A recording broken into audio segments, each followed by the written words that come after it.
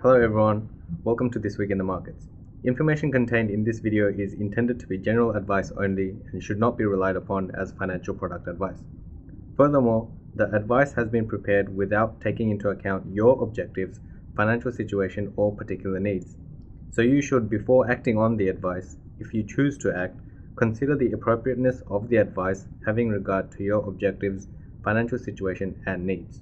Welcome to another week of market updates. Today we cover events at the ECB and economic data all around the world. Mario Draghi once again moved the markets as the ECB met to discuss their monetary policy.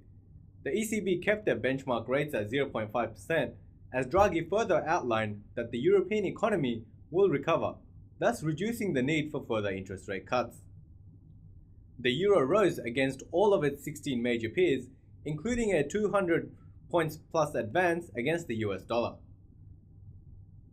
Unemployment claims in the US came in slightly above forecast last week. The number of claims has been trending downwards from November 2012. However, since May 2013, the number of claims is on an uptrend.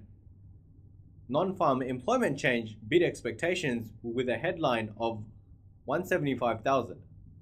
On the other hand, unemployment rate rose to 7.6%, above the 7.5% forecast. In China, inflation rose less than expected with a headline of 2.1%, below the forecast of 2.5%. The world's second largest economy is limping out of its deepest slump since the 2008 global crisis. Growth unexpectedly declined to 7.7% in the first 3 months of this year from 7.9% from the previous quarter. In equities, bad economic data will continue to fuel the argument that the Fed will continue its easing program. Technically, the S&P 500 has been in a short-term bearish trend, and if the lower high holds, then the support level could be retested in the coming sessions. A close below the support level would strengthen the case for bears to take over. The euro-dollar advanced on the back of the ECB's monetary policy meeting. The pair is sitting at resistance formed in December 2012 at the 1.32 handle, with a higher resistance at the 1.36 handle.